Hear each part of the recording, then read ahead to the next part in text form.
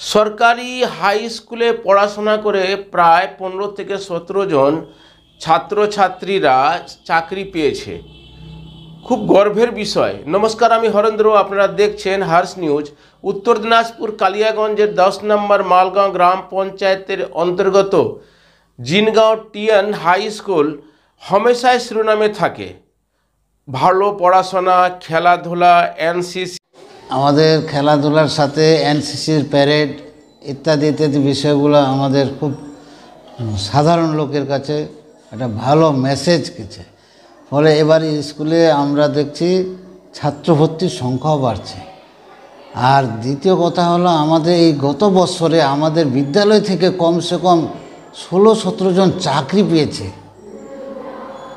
এটা কিন্তু এলাকার মধ্যে একটা সাড়া ফেলে দিয়েছে যে কি বলে, আমাদের যে পোস্টাল ডিপার্টমেন্টে 15 জন আমাদের ছেলে মেয়ে পেয়েছে, বিএসএফের পেয়েছে, আর্মিতে পেয়েছে এই 2024-এর মধ্যে।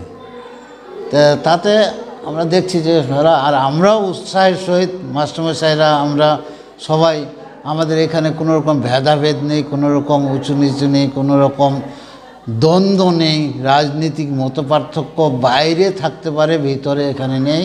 ফলে আমাদের এখানকার পরিবেশটা আমরা খুব সুন্দরভাবে গড়ে তুলতে পেরেছি।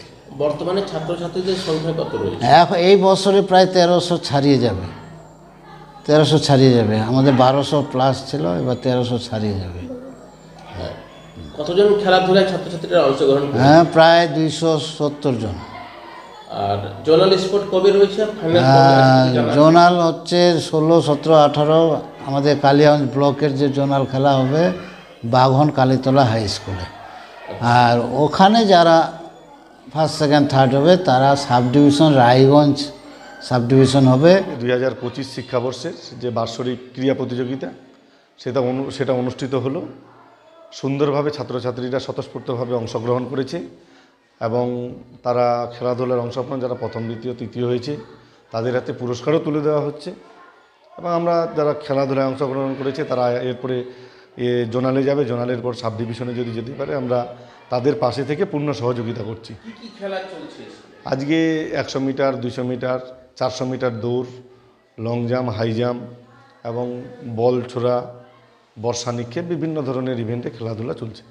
জিনগাঁর এই স্কুলের প্রধান শিক্ষক, সহকারী শিক্ষক, শিক্ষক শিক্ষিকা, পরিচালন কমিটির সদস্যদের উদ্যোগে উন্নত মানের শিক্ষা ব্যবস্থা, এনসিসি, খেলাধুলা এবং বিভিন্ন ধরনের যাতে এই স্কুলে পড়াশোনা করে কর্মসংস্থান পেতে পারে এবং ভালো শিক্ষিত হতে পারে, হামেশাই উদ্যোগ নিয়ে থাকে। স্কুলের পক্ষ থেকে শীতকালীন বার্ষিক ক্রীড়া প্রতিযোগিতার আয়োজন করা হয়। এই অনুষ্ঠানে প্রধান অতিথি হিসাবে উপস্থিত হয়েছিলেন জেলা পরিষদের ভূমি কর্মাধ্যক্ষ নিতাই বৈশ্য, উপস্থিত হয়েছিলেন স্কুলের প্রধান শিক্ষক মজিরুদ্দিন আহমেদ, স্কুলের সহকারী শিক্ষক ব্যোমকেশ বর্মন, স্কুলের পরিচালন কমিটির সভাপতি সিরাজুল ইসলাম সহ অন্যান্য শিক্ষক শিক্ষিকা এবং উপস্থিত হয়েছিলেন স্কুলের প্রাক্তন শিক্ষকরাও।